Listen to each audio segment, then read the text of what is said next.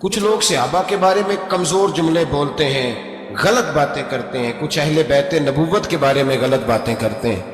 یہ صرف سنی ہے جو حق چار یار کا نعرہ بھی کھول کے لگاتا ہے، اور یہ نعرہ حیدری یا علی بھی کھول کے لگاتا ہے۔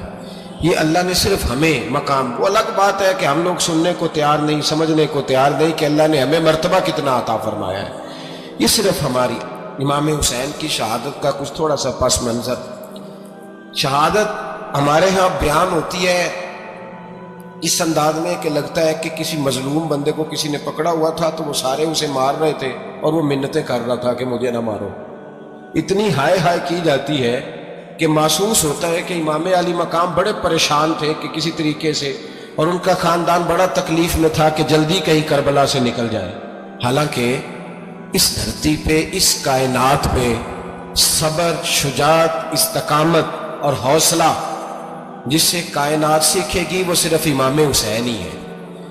اتنے بڑے صابر آدمی کے بارے میں اس طرح کا رویہ اختیار کرنا کہ وہ تو گویا اس طرح کر رہے تھے کہ بس کسی طریقے سے میری معذرت، تو یہ امام حسین کی مظلومیت سنا کے لوگوں کو اس طرح کا کر دیا جاتا ہے، یہ انداز بتایا جاتا ہے کہ شاید واقعہ کربلا رونے دھونے کا نام ہے، حالانکہ بات یہ نہیں ہے۔ یزید کی لشکر جو امام حسین کے مقابلے میں آیا، امام حسین کے لشکر کی تعداد 72 تھی، تو یزید نے 22,000 آدمی، مجھے بتائیے 72 کا 22,000 سے کوئی مقابلہ ہوتا ہے؟ بولیے۔ عمر بن سعد نے پھر عبید اللہ ابن زیاد کو لکھا کہ 22,000 بندے تھوڑے ہیں، کچھ بندے زیادہ بھیج۔ تو عمر بن سعد کو عبید اللہ ابن زیاد کہنے لگے کہ تو پاگل تو نہیں ہو گیا، 72 کے لشکر کا 22,000 بھیجا، اور کتنا بھیجو؟ تو اس نے کہا تمہیں یہ نہیں پتا یہ لوگ کون ہیں؟ یہ مولا علی شیر خدا کی اولاد ہے، ان میں ایک ایک شخص ایسا ہے جو 1,000 کے مقابلے میں لڑنا جانتا ہے۔ تو یہاں کمزوری دکھائی جاتی ہے، ہمارے بچے سمجھنے لگے ہیں کہ یہ شاید کوئی ایسی داستان ہے، اور اس طرح کا ماحول ٹی وی پہ میں دیکھ رہا تھا، اس طرح کا ماحول بنایا جاتا ہے جیسے کوئی خوف ہے، یعنی واقعہ کربلا کوئی ایسا واقعہ جسے دیکھ کے خوف طاری ہو جائے، بچے راتوں کو ڈرے، وہ اکیلے درخت دکھائے جا رہے ہیں اور تیر دکھائے جا رہے ہیں۔ وہ یار کیا قوم کی تربیت کر رہے ہیں؟ واقعہ کربلا حوصلے کا نام ہے، دلیری کا نام ہے۔ سنیں بات اصل میں کیا تھی، بڑے ٹھنڈے دماغ سے میری بات کو سمجھیے گا۔ حضرت مولا علی شیر خدا کے بعد مسلمانوں کے متفقہ امیر بنے تھے حضرت امیر معاویہ۔ انہیں امیر کس نے بنایا تھا؟ امام حسن نے، حضرت علی کے بڑے صاحبزادے۔ حضرت امام حسن نے ان سے صلح کی، انہیں خلافت دی، اور صحیح بخاری میں نبی پاک نے فرمایا تھا میرا بیٹا حسن سردار ہے، جب مسلمانوں کی جماعتوں میں لہو بہہ جائے گا تو حسن ان کی صلح کرا دے گا۔ وہ صلح امام حسن نے کرائی، جناب امیر معاویہ امیر بن گئے۔ حضرت امیر معاویہ رضی اللہ تعالیٰ عنہ بڑا پیار کرتے تھے نبی پاک سے، بڑا احترام کرتے تھے حضور کے خاندان کو۔ ان کی جو اجتہادی خطائیں ہیں وہ اپنی جگہ پہ موجود ہیں، چونکہ امام حسن نے ان سے صلح کر لی، لہذا ہم بھی ان کے بارے میں کوئی جملہ کہنے کے مجاز، ہماری مجبوری امام حسن ہے، اس لیے کہ جسے امام حسن صحیح کہے پھر امام حسن کے ماننے والے کو اسے غلط نہیں کہنا چاہیے۔ حضرت امیر معاویہ رضی اللہ تعالیٰ عنہ کا جب وصال ہوا تو حضرت امام حسن پہلے ہی ان سے وصال کر گئے، آپ کو زہر دے دیا کہ آپ شہید ہو گئے۔ امام حسین موجود تھے، تو یزید کے بارے میں لوگوں نے کہا جناب امیر معاویہ سے کہ یہ ٹھیک ہے، مناسب ہے، اور بہادر ہے، دلیر ہے۔ وہ جو ہوتے ہیں نا خوش آمدی ٹولہ، ہمارے ملک میں جو اچھی خوشامد کرے اسے اچھی وزارت ملتی ہے، اچھی وزارت اسے دیتے ہیں، جو ذرا صحیح بدتمیز بھی ہو اور صحیح وکالت کرنے والا اسے وزارت صحیح دیتے ہیں۔ تو حضرت امیر معاویہ کے گرد بھی کچھ ایسے لوگ تھے، انہوں نے آپ سے کہا کہ یزید کو نامزد کر دیں، تو آپ نے یزید کو بلایا، حوالہ مجھ سے دیکھ لیجئے گا، بلا کے فرمایا کہ 3 بندوں کے سامنے اپنی خلافت پیش کرنا، اگر وہ تجھے مان جائیں تو امیر بن جانا، نہ مانے تو چپ کر کے گھر بیٹھ جانا۔ وہ 3 بندے کون ہیں؟ جناب عبداللہ ابن عباس، حضرت عبداللہ بن زبیر اور امام حسین رضی اللہ تعالیٰ عنہ۔ یہ وصیت فرمائی جناب امیر معاویہ۔ ہوا یہ کہ یزید جب امیر بنا نا، 2-3 چیزیں ہوتی ہیں جب کسی بندے کو قابو کرنا ہوتا ہے، 2-3-4-5 چیزیں ایسی ہوتی ہیں جس سے بندہ قابو آتا ہے۔ تو اس نے بھی فوری طور پہ، یزید نے دیکھا میرے لیے مسئلہ کیا بن سکتا ہے۔ ولید بن عتبہ اس وقت مدینے کا گورنر تھا، یزید نے اس کو خط لکھا کہ امیر عرب کا رواج آج بھی ہے کہ جب تک نئے خلیفہ کی بیعت نہیں ہو جاتی پرانے کے انتقال کی خبر ہی نہیں دیتے، اس کو رکھے رکھتے ہیں. یہ ان کا طریقہ ہے. وہ کہتے ہیں کہ ولی عہد اچھی طرح قبضہ کر لے پھر بتائیں.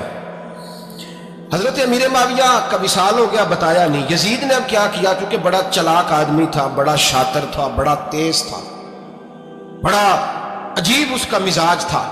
یہ چلاک لوگ زندگی میں ہمیشہ دھوکہ کھاتے ہیں. چلاکیاں انسان کو گراتی ہیں اور اتنا منہ چھیل جاتا ہے کہ منہ پہچانا ہی نہیں جاتا. بندہ اپنے آپ کو رب رسول کے حوالے کر دے تو اللہ بڑی بہترین جزائیں عطا کرتا ہے. یہ لوگ تیزی دکھاتے ہیں بعض. تو یزید بھی تیزی دکھانے والا تھا. اس نے ولید کو خط لکھا کہنے لگا کہ فوری طور پہ عبداللہ ابن عباس کو بلاؤ، اس سے کہو میری بیعت کرے. یہ جو بیعت ہوتی تھی نا، یہ بھی سن لے کیا ہوتی تھی. یہ بیعت حلف ہوتا تھا. حلف کہ میں اللہ رسول کے نام پہ حلف دیتا ہوں کہ میں یزید کی اطاعت کروں گا، میں اس کے خلاف کوئی بغاوت نہیں کروں گا. یہ بیعت لوگ سمجھتے ہیں کہ بس ہاتھ پکڑنے کا نام بیعت تھا.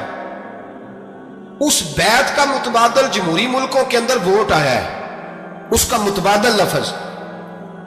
تو کہا بیعت کریں. حضرت عبداللہ ابن عباس کو بھی بلاؤ، عبداللہ بن زبیر کو بھی بلاؤ، امام حسین کو بھی بلاؤ. امام حسین آدھی رات کے وقت بیٹھے تھے مسجد نبوی میں، چونکہ 5 نمازوں کی آپ امامت کرتے تھے. ہن اللہ خیر کرے جہاں نماز پڑھائے ہو مولوی، جہاں ٹل پائے ہو پیر، جہاں مہینہ نہ نہائے چھوٹا پیر، تو جہاں 6 مہینے نہ نہائے ہو بڑا پیر. کہتے بابا پہنچے ہیں، کڑے چھڑے جو پہن لیے. بھائی امام حسین تو نمازیں پڑھاتے تھے، مولا علی تو نمازیں پڑھاتے تھے، مسجد کے خطیب تھے. اب اس کو تو مولوی کہہ دیا جاتا ہے بیچارے کو. تو ملنگ کون ہوتا ہے جی؟ کہتے جڑا کپڑے کٹ پائے. کیا تماشا ہے، قوم جدھر دل کرتا ہے نکل جاتی ہے. امام حسین نماز پڑھا کے عشاء کی بیٹھے تھے جناب عبداللہ بن زبیر. عبداللہ بن زبیر کون تھے؟ یہ نبی پاک صلی اللہ علیہ وسلم پھپھی کے پوتے تھے اور جناب صدیق اکبر کے نواسے تھے. حضرت عبداللہ بن زبیر اور جناب زبیر بن عوام عشرہ مبشرہ صحابی ہیں، ان کے بیٹے. بہت زیرک آدمی تھے. یہ بھی امام حسین کے پاس بیٹھے. عبداللہ ابن عباس بھی تھے جو حضور کے چچا کے بیٹے ہیں، اس امت کے پہلے مفسر ہیں قرآن پاک. یہ لوگ بیٹھے تھے. تو ولید نے ایک بندہ بھیجا، اس نے آ کے کہا جناب آپ کو گورنر صاحب نے بلایا ہے. تو عبداللہ بن زبیر کہنے لگے حسین اس وقت بلانے کی بات سمجھ میں نہیں آئی. تو امام حسین بڑے بصیرت والے تھے، اللہ نے بصیرت دی تھی. کہنے لگے عبداللہ آپ کو سمجھ نہیں آئی، مجھے سمجھ آ گئی ہے، امیر معاویہ وصال کر گئے اور یہ ہمیں جو بلایا گیا ہے نا، یہ یزید کی بیعت کے لیے بلایا گیا ہے. تو کہا پھر آپ آدھی رات کو نہ جائیں، آپ کے لیے خطرہ ہوگا. تو امام حسین فرمانے لگے خطرہ حسین کو نہیں ہوتا، حسین کو خطرہ نہیں. کہا پھر بھی آپ مہربانی کریں ذرا احتیاط سے جائیں. تو جناب عبداللہ ابن زبیر نے، عبداللہ ابن عباس نے 14 بندے نیزے دے کے، تلواریں دے کے امام حسین کے ساتھ بھیجے اور کہا کہ امام حسین اگر اس نے کوئی غلط ملت بات کی نا، زبردستی بیعت کرنے کا کہا، تو آپ بس کوئی ایک بات اونچی آواز میں کر دینا، یہ سپاہی پیچھے آ جائیں گے. امام حسین ان 14 بندوں کو لے کے گورنر ہاؤس پہنچ گئے. جب آپ وہاں پہنچے اس نے بتایا، اس نے کہا جی حضرت امیر معاویہ انتقال کر گئے اور آپ نے یزید کی بیعت کرنی ہے. تو امام حسین فرمانے لگے میں چھپ کے بیعت نہیں کروں گا. مجمع لگاؤ، جمعے والے دن اعلان کرو. جو طریقہ ہے حضرت ابو بکر صدیق کا، جو طریقہ ہے حضرت عمر فاروق کا، جو انداز حضرت عثمان غنی کا ہے، جو مولا علی کا ہے، سر عام اعلان کرو. اگر ساری دنیا یزید کی بیعت کرے گی تو میں بھی تیار ہوں. تم مجھ سے بیعت لے کے پھر لوگوں کو بتانا چاہتے ہو کہ حسین بیعت کر رہے ہیں تو تم کیوں نہیں کر رہے؟ میں عام آدمی نہیں ہوں، لہذا چھپ کے بیعت نہیں کرتا. جب یہ بات کی نا تو ولید بڑا نرم دل تھا اور امام حسین کی شان کو جانتا تھا. وہ جانتا تھا یہ نبی پاک کا خاندان ہے. اس نے کہا جی مجھے تو حکم تھا، باقی آپ حضور کے نواسے، میں کر کچھ. وہاں ایک بڑا بدبخت شخص بیٹھا تھا، عبد الملک بن مروان. وہ ولید سے کہنے لگا کہ اگر حسین آج تمہارے ہاتھ سے نکل گئے تو تمہارے لیے بہت بڑا مسئلہ کھڑا ہوگا. انہیں جانے نہ دینا، یا بیعت کراؤ یا ان سے کہو جنگ کے لیے تیار ہو. تو امام حسین رضی اللہ تعالیٰ عنہ کے کانوں میں آواز گئی تو فرمانے لگے ابن مرجانہ، اگر تیرے اندر جرت ہے تو آ سامنے حسین کے، اس کے کانوں میں باتیں نہ کر، کانا پھوسی نہ کر، باہر آ میدان میں، شرارت نہ کر، باہر آ. میں تمہیں ابھی بتاتا ہوں کہ حسین سے مقابلہ کرنے کا انجام کیا ہے. یہ کہہ کہ امام حسین باہر نکلے، اپنے بھائی محمد بن انفیہ کو بلایا، عبداللہ بن زبیر، عبداللہ ابن عباس، ڈھیر سارے لوگ اکٹھے ہو گئے. فرمایا یہ معاملہ ہے، اب کیا کرنا ہے؟ یاد رکھیں ووٹ برادری کا نہیں ہوتا. ووٹ برادری کا نہیں، ووٹ دین کا ہوتا ہے۔ جو بندہ دین کے، ملت کے، مذہب کے معیار پہ پورا نہ ہوتے اسے حکمت کے تحت بھی ووٹ دینا جائز ہے۔ ہاں ہاں یہ بات سچی ہے تو بہرحال سچی ہے، یہ یاد رکھ لیں۔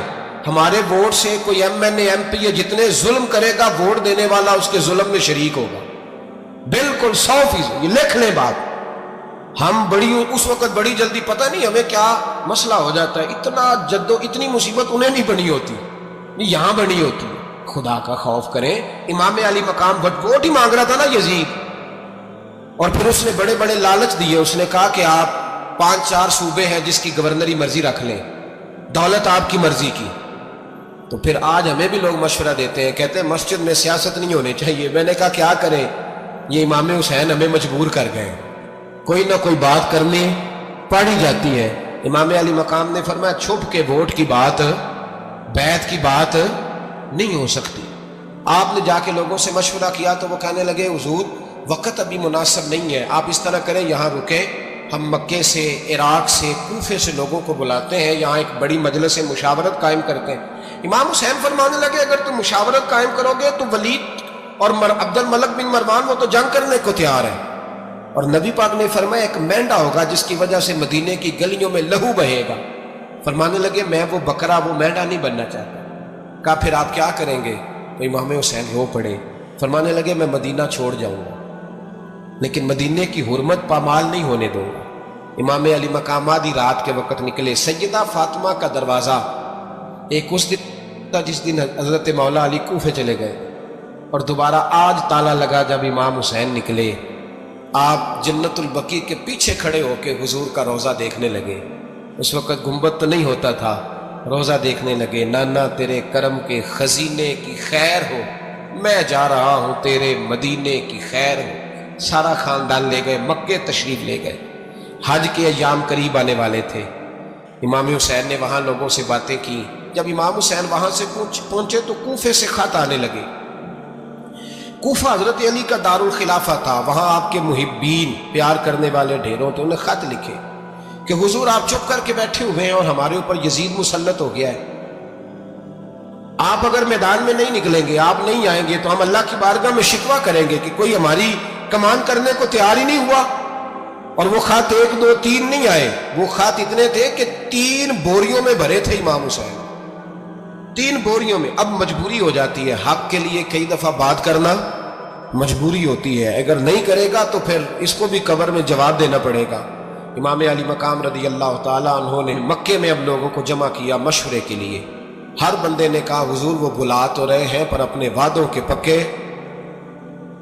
پکے بڑے کم لوگ ہوتے ہیں، بڑے کم لوگ، جسے زندگی ہو پیاری وہ یہیں سے لوٹ جائے۔ میرے قافلے میں شامل کوئی کم ظرف نہیں ہے، بڑے کم لوگ ہوتے ہیں جو ارادوں کے، وعدوں کے ہمیشہ ساتھ چلنے کے پکے ہوتے ہیں، ورنہ بڑے لوگوں کو گرمی لگنے لگتی ہے، بڑے لوگوں کی مشکلات آتی ہیں، بڑے لوگ ایسے ہوتے ہیں جن کی مجبوریاں بن جاتی ہیں۔ کہا حضور وہ پکے نہیں، آپ نہ جائیں۔ ہر بندے نے کہا حالات ٹھیک نہیں، حالات گراؤنڈ ریالٹی صحیح نہیں۔ یہی مشورہ آج بھی ہر بندہ دیتا ہے، ابھی حالات نہیں، اتنے خراب حالات کبھی نہیں ہوئے تھے جتنے امام حسین کے دور میں تھے۔ لیکن فرمایا میں دین کے خلاف غلط حکمران کو مسلط ہونے کی اجازت مزاحمت کروں گا، مخالفت کروں گا۔ امام کہنے لگے کوئی بات نہیں، وہ میرے ساتھ چلے نہ چلے لیکن میں کوفے جاؤں گا، وہ لوگ میرے ساتھ کھڑا ہونے کو تیار ہے تو وہ جھوٹ ہے یا سچ ہے پر میں چلوں گا۔ جب امام علی مقام نے اصرار فرمایا تو جو آپ کے قریبی صحابہ کرام کی اولادیں تھی ساری، یہ بھی اب بیماری ہے، کچھ لوگ کہتے ہیں جی صحابہ نہیں ساتھ چلے، تو میں کہتا ہوں اہل بیت نبوت کے تو کل افراد 21 تھے، تو 72 میں باقی اولادیں کس کی تھیں؟ وہ ساری صحابہ کی اولادیں تھیں، وہ سارے۔ پتہ نہیں کیوں اس طرح کا فلسفہ بیان کیا جاتا ہے جس میں حالات خراب ہو۔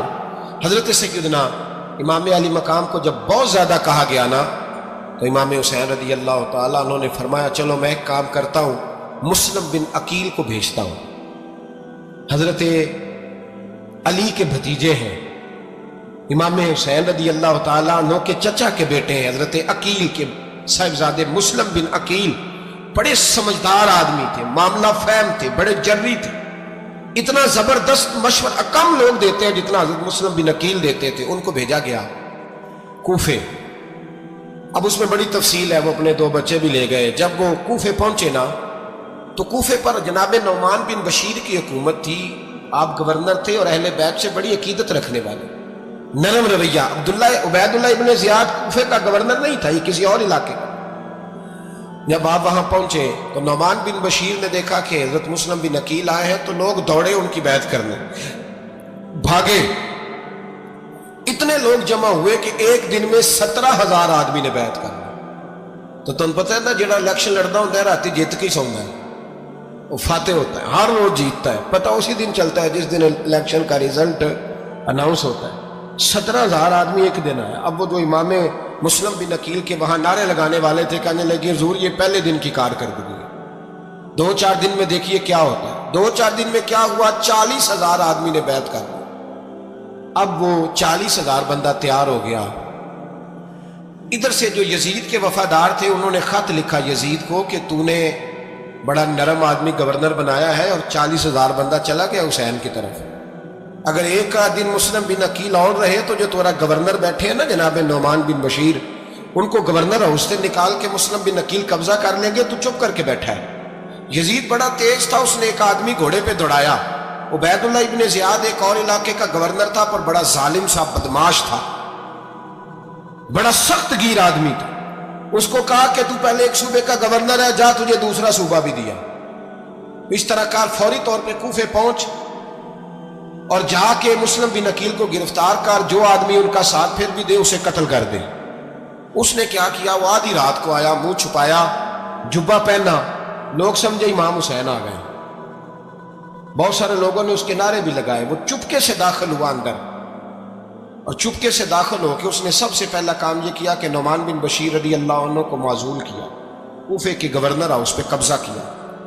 پھر اس نے اسی وقت سوئے ہوئے سرکردہ لوگ, جس طرح ایک گاؤں کا چودھری دوسرے کا محلے میں قبیلوں کے جو لوگ تھے چودھریوں کو بلایا, کچھ کو سزائیں دی, کچھ کو سخت کہا, کچھ کو ان کے عیب گنوائے کہ وہ تمہارا فلانا مسئلہ پھر خراب کر دوں گا, بلیک میل کیا. صبح ہونے تک حالات اگر تم نے میرے قابو میں نہ کیے تو یاد رکھنا بڑا مشکل ہوتا ہے حق پہ کھڑا ہونا. بڑی چیزیں لوگوں کو یاد آتی ہیں, اللہ جانتا. پہلے کچھ ہوتا ہے, بعد میں معاملہ کچھ ہوتا ہے. حضرت مسلم بن عقیل کے ساتھ جس دن عبید اللہ ابن زیاد آیا 40,000 کا لشکر تھا. اگلے دن صبح ہوئی, اگلے دن تو یہ حال ہو گیا کہ آپ جب کوفے کی جامع مسجد میں زور کی نماز کے لیے گئے تو 5-7 ہزار آدمی نماز پڑھنے آیا. اور جب مغرب کا وقت آیا تو لوگوں نے چند ہزار لوگ رہ گئے, نماز کی نیت باندھی. ایک مسئلہ بھی سمجھ میں آئے گا. لوگوں نے نماز کی نیت باندھی تو حضرت مسلم بن عقیل امامت کر رہے ہیں, ہاتھ باندھے ہوئے ہیں, تو بہت سارے لوگوں نے پیچھے ہاتھ چھوڑ دیے. ایک بندے نے دوسرے سے پوچھا وہ ہاتھ کیوں نہیں باندھتے؟ کہنے لگے اگر عبید اللہ ابن زیاد کے کسی بندے نے دیکھ لیا نا تو ہم اسے کہیں گے ہم تو نماز پڑھ ہی نہیں رہے تھے, ویسے ہی کھڑے تھے, ہاتھ ہی نہیں باندھے سرے سے. جب نماز کی امامت باندھی تو 10-11 صفیں تھیں. جب مسلم بن عقیل رضی اللہ تعالیٰ عنہ نے سلام پھیرا تو پیچھے بندہ ہی کوئی نہیں تھا. حضرت مسلم بن عقیل کو گرفتار کیا گیا. عرب کا رواج تھا دشمن کو سخت سزا دیں تاکہ باعث عبرت بنے. بہت اونچا مینار تھا کوفے کا گورنر ہاؤس کا, اوپر لے جا کے جناب مسلم بن عقیل کو زمین پہ گرایا گیا. اور جب وہ شہید ہو گئے تو شہید ہونے سے ایک رات پہلے وہ خط لکھ چکے تھے امام حسین کو کہ آپ آ جائیں, حالات بڑے اچھے. خط ملا تو امام حسین مکے سے کوفے کی جانب چل پڑے. امام علی مقام رضی اللہ تعالیٰ عنہ جب چل پڑے تشریف لا رہے تھے تو رستے میں فرزق شاعر ملا, بڑا محب اہل بیت تھا. رستے میں ملاقات ہوئی. حضرت مسلم بن عقیل جب گرایا شہید ہو گئے تو پھر اس نے اس طرح کیا کہ آپ کی لاش کو لٹکا دیا چوک میں. لوگ دیکھتے تھے تو عورتیں بچوں کہتی تھی تو نے باہر نہیں نکلنا, ہم نے نہیں امام حسین کے ساتھ چلنا, بس بڑا خوف ہے, کوئی بندہ نہ باہر نکل, کوئی نہیں ضرورت ہمیں, حالات بہتر ہوگی تو دیکھی جائے. آج کتنے لوگ ہیں, کتنی دیگیں پکی, کتنی نیازیں بٹی, کیا کچھ ہوا. آپ ناراض نہ ہونا, میں آپ میں سے ہوں, آپ مجھ سے ہیں, یہ بات آپ کی نہیں میری سب کی ہے. آج بھی اگر امام حسین کے نام پہ جان دینے کی باری آئے گی تو دیگیں رہ جائیں گی. नाराज तो नहीं हो गए आप लोग? फटाफट माएँ कहेंगी बाहर नहीं जाना, बिल्कुल पुत्र सानू की लगे, सारा दिन कोई हमारे लिए। वो पीर साहब तो करते रहते हैं बातें, उनका तो काम है, खबरदार हमने नहीं जाना। देखे देने को सारे तैयार हैं, जाने देने को तैयार होना। नाराज हो गए आप लोग? चलो कोई नहीं, हो जाओ, खैर सल्ला है, बात तो ठीक कर रहा हूं ना। हजरत इमाम हुसैन रज़ी अल्लाह तआला अन्हु ने फरजक शायर रस्ते में मिला तो इमाम हुसैन को कहने लगा कहाँ जा रहे हैं? फरमाया मैं कूफे जा रहा हूं। कहने लगा हुजूर ना जाइएगा, लोगों के दिल आपके साथ हैं, तलवारें आपके साथ नहीं। हर बंदा नहीं कहता असी वैसे उंज ना उंज असी हिमायत फराडियां दी करन डे हैं, तो फिर छड़ दे क्यों नहीं हैं? उंज धोखेबाज ही, इन्हें कराया उन्हें कख नहीं, तो फिर छोड़ दो जान, तुम ही छोड़ दो। ये बंदा बात सही कर रहा है, बंदा वैसे ये बात सही कर रहा है, पर अजय हालात नहीं ठीक है दे वाले बंदे ठीक नहीं, पर क्या तमाशा है, कब तक ऐसा रहेगा कि कब तक ये बात चले? सैयदना इमाम हुसैन रज़ी अल्लाह तआला अन्हु को आके कहा हुजूर वो सारे कूफे वाले मानते हैं कि बात हुसैन की ठीक है, लेकिन आपकी सपोर्ट नहीं करेंगे। और अगली बात फरजक ने यह की कि हुजूर मैं हजरत मुस्लिम बिन अकील की लाश को लटकी हुई देख के आया हूँ कूफे के चौक में। बड़ा ही खूबसूरत फिक्रा है इमाम हुसैन का। फरमाने लगे मेरा भाई लटका हुआ था, कहीं किसी के आगे झुका तो नहीं था? लटका ही था ना, कहीं झुका तो नहीं किसी के आगे? कहा हुजूर नहीं। तो आप फरमाने लगे अगर मुस्लिम बिन अकील लटक गया तो हुसैन भी लटक जाएगा, लेकिन झुकेगा। हजरत इमाम हुसैन तशरीफ लाए, बच्चों समेत आए। हुर बिन यजीद एक शख्स था, हुर बिन यजीद, हुर बिन यजीद नाम याद रखना। हुर बिन यजीद एक मुख्तसर सा लश्कर लेके उसने इमाम हुसैन को एक जगह पे रोका, फिर दूसरी जगह पे रोका, बिल आकर तीसरी जगह पे रोका। तो इमाम हुसैन ने फरमाया जगह कौन सी है? कहा हुजूर करब व बला। फरमाया बस यही खैमे लगा दो, यही। हजरत सैयदा ज़ैनब ने पूछा इमाम हुसैन से कि सारे जमाने ने रोका है, ठीक है आप हक पे हैं, ये भी सब ने कहा है आप हक पे हैं, पर रोका भी सब ने, आप रोके क्यों नहीं? तो इब्ने कसीर और इब्ने असीर लिखते हैं इमाम हुसैन रो पड़े, कहने लगे बहन मैं रुक जाता, पर मैंने रात को नाना मुस्तफ़ा को ख्वाब में देखा है। तो हुजूर ने फरमाया हुसैन अगर आज ये रिवाज पड़ गया ना यजीद जैसे लोगों का, तो कयामत तक पड़ा रहेगा। फिर लोग कहेंगे कोई निकला नहीं था तो हमें भी निकलना, फिर लोग जालिमों के सामने गर्दनें झुकाने के आदी हो जाए। मैं कहता रहता हूं, कह रहा हूं, करबला की जंग कुफर इस्लाम की जंग नहीं, कुफर इस्लाम की जंग नहीं करबला की, क्योंकि यजीद तो बड़ा पक्का नमाजी था, खुतबा देता था। वो तो जब इमाम हुसैन रज़ी अल्लाह तआला अन्हु ने करबला के मैदान में जुमे का दिन था तो यजीद के सामने को बात करनी शुरू की, अमर बिन साद के सामने। तो अमर बिन साद कहने लगा हुसैन ज्यादा बातें ना कर, हमारा जुमा लेट हो रहा है, जंग के लिए तैयार हो, फटाफट आ। अहले बैत नबूवत को कत्ल करेंगे और कत्ल के बाद फिर नमाज पढ़ेंगे और फिर कहेंगे अल्लाहुम्मा सल्ली अला मुहम्मदिन व अला आले मुहम्मद, उसी नमाज में फिर दरूद भी पढ़ेंगे। ये कैसा मर्तबा है, कैसा अंदाज है, दोस्ती कातिल से भी मकतूल से याराना भी। हुर बिन यजीद इमाम हुसैन से कहने लगा मुझे हुक्म है आपको रोकने का, आप आगे नहीं जा सकते। इमाम साहब ने फरमाया वजह जमीन अल्लाह की है। उसने कहा आप बैत नहीं कर रहे, यजीद की हालात आपके हक में दुरुस्त नहीं है, आप नहीं जाएंगे। इमाम रोक गए। जोहर की नमाज का वक्त हुआ तो हजरत अली अकबर इमाम हुसैन के बड़े साहिबजादे, उन्होंने अजान जोहर पढ़ी तो हुर बिन यजीद के लश्कर ने इमाम हुसैन के पीछे नमाज अदा। कहा भाई तुम मुकाबले में आए हो, नमाज पीछे पढ़ते हो? कहा हुजूर मुकाबला तो तलवारों से कर रहे हैं, पर हमारा दिल तो मानता है ना कि मुस्तफ़ा का नवासा बड़ी शान वाला है। हुर बिन यजीद ने 3 नमाजें लश्कर समेत इमाम हुसैन के पीछे पढ़ी हैं, 3 नमाजें, जोहर असर और मगरिब। फिर इमाम हुसैन के सामने शराइत पेश की कि आपको यहाँ घेर लिया गया है, यहाँ आप बैत करेंगे, यहाँ आप जंग करेंगे, 2 ही बातें। इमाम हुसैन ने फरमाया नहीं भाई बैत तो मैं नहीं करता, इसके अलावा तुम जो कहते हो मैं करने को तैयार हूं। उसने खत लिखा, उबैदुल्लाह इब्ने ज़ियाद को एक बंदा दौड़ाया पीछे, कूफे चंद मील पे कूफा था। कहा वो नहीं मान रहे, क्या करना? तो हुसैन इब्ने अली है, मैं ज्यादा देर उन्हें रोक भी नहीं सकता। उन्होंने पैगाम दिया हुर बिन यजीद को कि करना कुछ भी नहीं, उनका पानी बंद कर दो, ब्लैकमेल करो, खाना पानी नहीं मिलेगा, छोटे छोटे बच्चे हैं, खुद ही मान जाएंगे। हजरत इमाम अली मकाम के बारे में हुर के पास जब ये पैगाम आया तो हुर कहने लगा मेरी तबीयत नहीं मानती हुसैन पर पानी बंद करो, दिल नहीं मानता, جب یہ لفظ کہے نا دوبارہ تو پھر عبید اللہ ابن زیاد نے عمر بن سعد کو 10,000 آدمی دے کے بھیجا، کہا حر بن یزید لچک دکھا رہا ہے حسین کے حق میں۔ ایک رے کا علاقہ تھا، بڑی وہاں فصل ہوتی تھی، لوگ کوشش کرتے تھے وہاں کا گورنر بننے کی کوشش کرتے تھے، تو عبید اللہ ابن زیاد کہنے لگا تمہیں رے کی گورنری ملے گی، سب سے سرسبز و شاداب علاقہ، تمہیں وہاں کا گورنر بنایا جائے گا اگر حسین کے خلاف لڑو گے۔ یہ اتنی زبردست ہوتی ہیں گورنریاں کہ گورنریوں کے لیے لوگ نسل رسول کے خلاف بھی نکل آتے ہیں، یہ اتنی تگڑی ہوتی ہیں، اتنی جلدی وفاداریاں بدلتی ہیں۔ امام حسین کو روک لیا گیا، عمر بن سعد نے روک لیا۔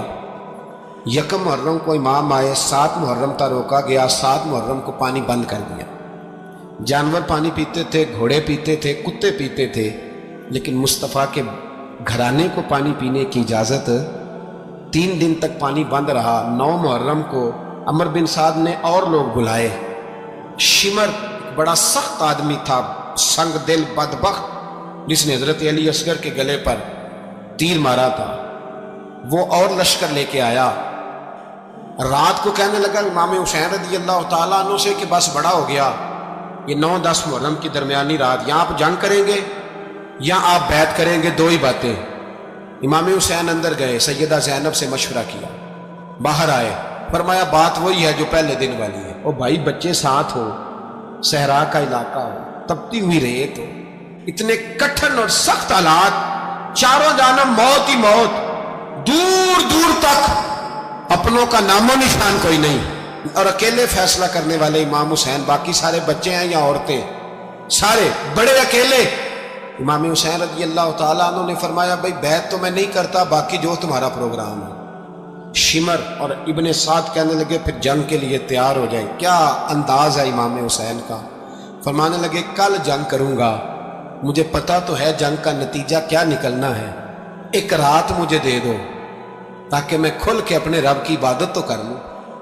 حسین نے جانا ہے، مجھے پتا ہے کل رزلٹ 72 اور 22,000 کا کیا ایک رات مجھے دو، میں مالک سے راز نیاز تو کروں، میں گویا اس سے پوچھوں تو صحیح کہ مالک میرے والد بھی شہید ہیں، بھائی بھی شہید ہیں، نانا کو بھی دکھوں میں دیکھا ہے، تو اب میری باری ہے، تو مالک میں حاضر ہوں، مجھے موقع تو دو، اس لیے کہ میرے نانا نے بدر میں بھی ساری رات عبادت کی تھی، صبح مجھے موقع دو۔ اور دنیا کا اصول ہے جب کوئی موقع مانگتا ہے تو دیا جاتا ہے۔ یہ دونوں کہنے لگے کوئی موقع نہیں۔ حر بن یزید پیچھے سے بولا، کہنے لگا نہیں بدتمیزی نہ کرو، حسین کو موقع دو، تمہیں دینا پڑے گا۔ موقع دیا۔ حر بن یزید نے پھر منت کی، کہا حضور آپ مہربانی کرے مان جائیں۔ فرمایا ماننے والا کھاتا کوئی نہیں۔ فرمایا ماننے والا کھاتا، بولیے ماننے والا کھاتا، یہ بڑا مشکل کام ہے بھائی، ضمیر کا سودا اب تو عام ہو گیا، بازار لگتے ہیں، ریٹ لگتے ہیں، اپنی اپنی چاہتوں پہ لوگوں نے اپنے اپنے انداز سجائے ہوئے، کوئی آدمی بس اچھے طریقے سے نام لے لے تو بس ہم اس کے پیچھے چل جاتے ہیں، اب تو عام ہو گیا یہ معاملہ۔ امام حسین نے فرمایا ہو ہی نہیں سکتا، ممکن ہی نہیں ہے۔ ساری رات عبادت میں گزری، ریاضت میں گزری، تہجد کا وقت ہوا تو گھر والوں کو بلایا، فرمایا دیکھنا تمہاری سی کی آواز نہ باہر آئے، خبردار سی کی آواز نہ آئے۔ اور امام زین العابدین سے فرمایا تو بیمار ہے، تو جہاد نہیں کرے گا، لیکن خیال رکھنا پیچھے۔ اور بڑی قیمتی بات بتا رہا ہوں، ہماری بیویاں کسی کے گھر میت ہو جائے تو 4 دن بخار نہیں اترتا۔ امام علی مقام نے سیدہ زینب سے فرمایا تو بڑی ہے، میری بہن ہے، پیچھے سارے بچے ہیں، جوان ہیں، ان کے حوصلے تیری ذمہ داری ہیں۔ صبح جنگ کا طبل بجنے لگا، فجر کی نماز پڑھی، سورج چڑھا، 10 محرم کا دن، جمعے کا وقت، جناب سیدنا امام حسین رضی اللہ تعالیٰ عنہ نے ریت پر سجدے کیے، لمبے سجدے، لمبی نماز، سورۃ الشمس کی آیات دوسری رکعت میں پڑھی تو سارا کربلا گونجنے لگا۔ کیا انداز تکلم تھا امام علی مقام کا۔ نماز مکمل ہوئی تو حر بن یزید، عمر بن سعد اور شمر سے کہنے لگے واقعی حسین سے لڑو گے؟ پتہ نہیں کون ہے۔ قل لا اسألکم علیہ اجرا، تم نے نہیں پڑھا؟ الا المودۃ فی القربى، تمہاری آنکھیں بند ہیں، الحسن والحسین سید الشباب اہل جنہ، تمہیں نہیں پتا؟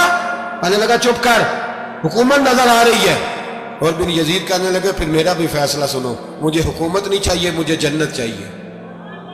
حکومت نہیں چاہیے.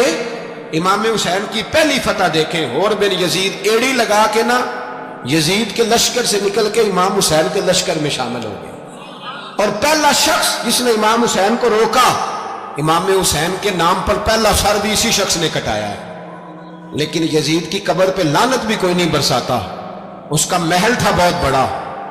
لیکن جب لوگ کربلا میں امام حسین کو سلام کرنے جاتے ہیں تو قدموں میں حور بن یزید کا مزار بھی بنا ہوا ہے, اس کو بھی سلامی دی جاتی ہے. اور اب ہم اکیلا حور بن یزید نہیں کہتے, ہم کہتے ہیں حور بن یزید رضی اللہ تعالی. اب ہم اتنی تعظیم کرتے ہیں اس حور کی.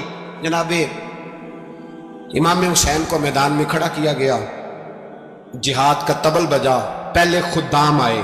اور سن لو, آج وہ پتہ نہیں بازاری سے لوگ چڑھ گئے اسٹیجوں پہ, بازاری سے, نہ چہرے پہ داڑھی ہے نہ سر پہ کوئی کپڑا ہے, بازاری لوگ ہیں, بھاگ رہے ہیں, بازو چڑھائے ہوئے ہیں, بٹن کھولے ہوئے ہیں, تماشا بنا دیا. سننے والوں کا بھی اللہ ہی حافظ ہے, وہ سٹیج پہ اہل بیت کی شان بیان کرتا ہے, بھاگ کے ادھر جاتا ہے. یہ کوئی طریقہ ہے؟ سننے والوں کا بھی عجیب انداز ہے, ہر بندے کو سننے بیٹھ جاتے ہیں. دین مہذب ہے, تہذیب والا ہے, دلائل رکھتا ہے, دین وقار رکھتا ہے. ایسے لوگ اب دین بیان کریں گے؟ حضرت سیدنا امام حسین رضی اللہ تعالیٰ عنہ صبح جب جہاد کا وقت آیا, پتہ ہے کون کون تھے کربلا میں؟ امام حسین کے ساتھ امام حسین کے 4 بھائی تھے کربلا میں. کتنے؟ بول کے بتائیں. حضرت علی کے 4 بیٹے, عباس بن علی, جن کو حضرت عباس کہا جاتا ہے نا, علمدار, یہ حضرت علی کی دوسری زوجہ میں سے. عباس بن علی بھی تھے, اور ابو بکر بن علی بھی تھے, عمر بن علی بھی تھے, عثمان بن, یہ حضرت علی کے بچوں کے نام ہیں. یہ آپ کے شہزادے امام حسین کے ساتھ شہید ہوئے. ان کا نام صرف اس لیے نہیں لیا جاتا کہ ان کا نام خلفائے ثلاثہ کے نام پہ, حضرت علی نے اپنے یاروں کے نام پہ رکھا ہے, تو تم نے کربلا کے میدان سے خارج کر دیا. یہ تینوں شہزادے حضرت جناب سیدنا امام حسین کے ساتھ تھے, یہ بھی شہید ہوئے. حضرت جناب زینب امام حسین کی سگی بہن ہے, ان کے 2 بچے تھے, اون و محمد. جب امام حسین میدان میں جانے لگے تو جناب زینب بچوں سے کہنے لگی, نہ پہلے بھائی نہیں جائے گا, پہلے بھانجے جائے گا. 2 بچے شہید ہوئے. حضرت قاسم بن حسن امام حسن کے بیٹے تھے, وہ جب میدان میں جانے لگے تو امام حسین نے کہا, نہیں بھائی تو نہیں جائے گا, تو میرے بھائی کی نشانی ہے, میں جاؤں گا. تو حضرت قاسم بن حسن نے ایک تعویذ کھول کے دیا, کہ ابا جی میرے والد نے کہا تھا جب بڑی مشکل آ جائے تو تعویذ کھول کے دیکھنا. تو آج بڑی مشکل آئی ہے تو میں نے تعویذ کھولا ہے, تو یہ دیکھیں کیا لکھا ہے. یہ تو رکا ہے, تعویذ ہے ہی نہیں. جب کھول کے دیکھا تو اس پہ لکھا تھا, قاسم اگر حسین پہ کوئی کڑا وقت آ جائے تو بیٹا کے آگے آگے رہنا, اگر کڑا وقت میرے بھائی پہ کبھی آ جائے نا, دیکھنا اس کے آگے آگے چلنا, اسے حسن کی کمی نہ محسوس ہو. پائیاں جہاں ساک نہیں کوئی جے وچ خار نہ ہوئے. سیدنا امام حسین پہلی دفعہ کربلا میں اس وقت روئے جب یہ رکا, آپ نے دیکھا تو فرمایا ٹھیک ہے, اگر حسن کی یہ وصیت ہے تو میں نے زندگی میں اگر ان کی ہر بات مانی ہے اب بھی مانوں گا, تمہیں اجازت ہے. جناب قاسم بن حسن 16 سال کا جوان جب میدان میں نکلے تو ہائے ہائے پتہ نہیں کہاں سے آ گئی ہے. امام قاسم بن حسن جب میدان میں نکلے تو تبری سے لے کر علامہ ابو الاسناد صاحب سب کو پڑھ کے تو دیکھو, 3 دن کی پیاس ہے, شدید آزمائش ہے, دکھ ہے, تکلیفیں ہیں, پھر بھی پہلی دفعہ جب میدان میں گئے ہیں واپس آئے ہیں, 19 لوگوں کو قتل کر کے واپس آئے. 19 لوگوں کو ایک بار میں حضرت ایسے ہی تماشا بنا دیا. مظلوم تھے وہ تو رو رہے تھے, ہر مقرر یہ کہہ رہا ہے کہ وہ تو بار بار کہ ابا پانی مل جائے, پانی آ جائے, ترس گئے. خدا کا خوف کرو, یہ دلیر لوگ تھے, ان کی باتیں آج بھی پڑھ کے دلیری پیدا ہوتی ہے, دلیری پیدا ہوتی ہے. دلیری سناؤ قصہ خیبر کو, تمامی اپنے بچوں کو علی کی داستان سن کے دلوں سے ڈر نکلتا ہے. علی کی داستان سن کے دلوں سے, یہ جو بچے ڈر رہے ہیں نا, وہ چمگادڑ آ گئی, کاکروچ آ گیا, یہ خوف نکل جائے گا اگر حضرت قاسم بن حسن کی بات سنیں. درجنوں لوگ آپ نے قتل کیے. ایک دفعہ آئے, کہا چاچا یزید کا لشکر تو بڑا بزدل ہے, اگر چند قطرے پانی میرے حلق سے گزرے تو میں سارے کاٹ کے لے آؤں گا آپ کے پاس, چند قطرے. لیکن تھوڑی دیر گزری, عمر بن سعد کہنے لگا اکیلے اکیلے جاؤ گے تو علی کا پوتا ہے، یہ سب کو مار دے گا، اکٹھے جاؤ۔ چاروں جانب سے تیر برسے، ایک تیر لگا آ کے گردن کے پیچھے، بس جناب سیدنا قاسم بن حسن گھوڑے سے نیچے گرے۔ جناب زینب حوصلہ کر کے آنسو سمیٹ کے کہنے لگی میں دیکھ رہی ہوں پردے کے پیچھے سے حسین میرے بھائی کا بیٹا گر گیا ہے، جا اسے اٹھا کے لا۔ حضرت امام حسین ان کو اٹھا کے لائے تو امام حسین نے سینے سے لگایا ہوا تھا تو ان کے پیر، ان کا قد لگتا تھا امام حسین سے زیادہ ہے، اٹھا کے لایا، لٹا دیا گیا۔ امام حسین کے اپنے بڑے بیٹے میدان میں نکلنے کو، علی اکبر نام ہے، جب جن لوگوں نے حضور کو نہیں دیکھا تھا وہ جب کہتے نا ہم نے نبی پاک کا دیدار نہیں کیا تو بتاؤ کس طرح کے تھے، تو بتایا جاتا تھا کہ جناب علی اکبر کا دیدار کرو، ہم شبیہ مصطفیٰ۔ اور جب وہ گلیوں میں نکلتے تھے تو عورتیں چھتوں پہ چڑھ جاتی تھیں۔ جناب علی اکبر رضی اللہ تعالیٰ عنہ تلوار لے کے میدان میں نکلے، جوان بیٹے دینے بڑے مشکل۔ او یارو رٹا کیا ہے یہ تو بتاؤ، کہ ظالم آدمی حکمران ہے، یار یہ رٹا ہے، ایک ظالم کا رستہ روکنا ہے، اس رٹے کے لیے ہم شبیہ مصطفیٰ۔ جناب سیدنا امام علی اکبر میدان میں نکلے، بڑے لوگ مارے، بڑے، پھر ایک تیر ان کے بھی گلے میں لگا، اور جب وہ گرے نا زمین پہ تو حضرت امام حسین دوڑ کے آئے، دوڑ کے، اور جب تشریف لائے تو ان کے گلے سے تیر کھینچا تو ایک جملہ لکھا ہے صاحب تبری نے، اس نے حد کر دی، کہنے لگے تیر کھینچا تو امام حسین کی آنکھوں میں آنسو آئے، کہنے لگے کاش جناب ابراہیم آج میرے سامنے ہوتے تو میں انہیں کہتا کہ آپ نے تو بیٹا ذبح کرتے وقت آنکھوں پہ پٹی باندھی تھی، دیکھو میں کھلی آنکھوں سے بچے ذبح کر رہا ہوں، کھلی آنکھوں، کاش جناب ابراہیم خلیل ہوتے تو انہیں کہتا۔ جناب علی اکبر بھی شہید ہوئے۔ حضرت علی اصغر کو تو اچانک اٹھایا تھا امام حسین، باہر نکلے، گردن پہ تیر لگا تو 6 مہینے کا بچہ وہ بھی شہید ہوا، خون اچھالا آسمان کی طرف تو کہا مولا دیکھ لے میں نے 6 مہینے والا بھی نہیں بچایا، وہ بھی دے دیا ہے۔ پھر حضرت عباس کو بیٹیوں نے کہا کہ اب نہ، کچھ کہتے ہیں پہلے شہید ہوئے، کچھ نے لکھا بعد میں، اب ہم سے پانی کے بغیر نہیں رہا جاتا، تو جناب عباس پانی کا مشکیزہ لے کے نکلے، باہر نکلے، ایک ہاتھ کٹا، دوسرے پہ مشکیزہ وہ بھی کٹا۔ دیکھ لو میں پس منظر پہ ہوں ابھی تک، میں بتا رہا ہوں کہ جہاد کس کے خلاف تھا؟ ظالم حکمران کے خلاف، ظالم کافر کے خلاف نہیں، مشرک کے خلاف نہیں۔ حضرت امام حسین رضی اللہ تعالیٰ عنہ نے ہر جگہ ایک ہی بات کی کہ یزید شرابی ہے تو بچے کٹوا دوں گا، شرابی کو ووٹ، یہ ایک نہیں، ہر کتاب میں یہی لکھا، ہر کتاب میں، اور ہر مسلک کی کتاب۔ یزید چونکہ مجرے دیکھتا ہے، رنڈیوں کا ناچ دیکھتا ہے، بچے کٹوا دوں گا، اس کے ہاتھ میں ہاتھ۔ امام حسین نے فرمایا چونکہ اللہ کی حدوں کو توڑتا ہے، حقوق اللہ پامال کرتا ہے، حدود اللہ، بچے کٹوا دوں گا لیکن اس کے ہاتھ میں ہاتھ۔ سارا دن خود مجرا دیکھنا اور 10 محرم کو 2 دیگے پکا کے حسینی بن جانا، سارا سال خود گند مند کرنا، شرابیوں کے ساتھ رہنا، اور 10 محرم کو 2 آنسو بہا کے یاد رکھنا۔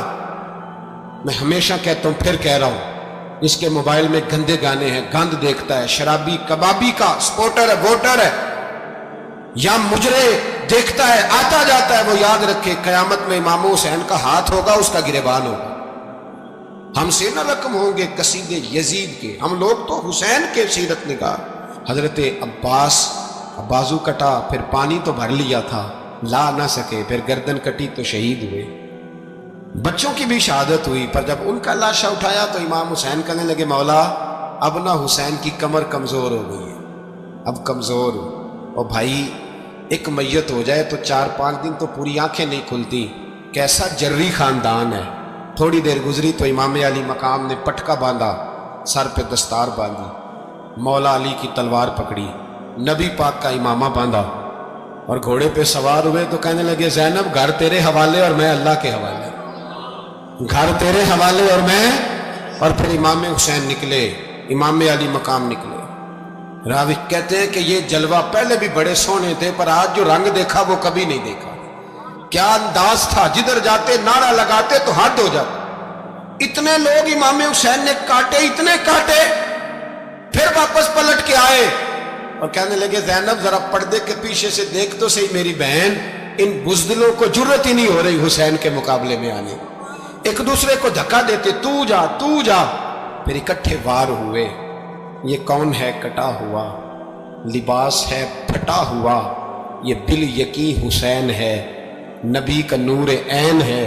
پھر چاروں جانب سے تیر برسے تو امام علی مقام چونکہ نماز کا وقت ہو گیا تھا، اترے گھوڑے سے، خون بہ رہا تھا، گرم ترین ریت سے تیمم کیا، سر سجدے میں رکھا، اور جب شمر آپ کی گردن کاٹنے لگا تو کہنے لگے ٹھہر جا ذرا رب سے ایک بات کر لینے۔ اور پھر بولے امام حسین، کہنے لگے مالک تو اب بتا کہ حسین سے راضی ہے کہ ناراض ہے، تو بتا۔ تو پھر ایک آواز آئی، یا ایتھا النفس مطمئنہ ارجعی الی ربک راضیۃ مرضیہ، فرمایا نفس مطمئنہ واپس آ جا، تو اللہ سے راضی ہے، اللہ تجھ سے راضی۔ امام حسین وہاں شہید ہو گئے۔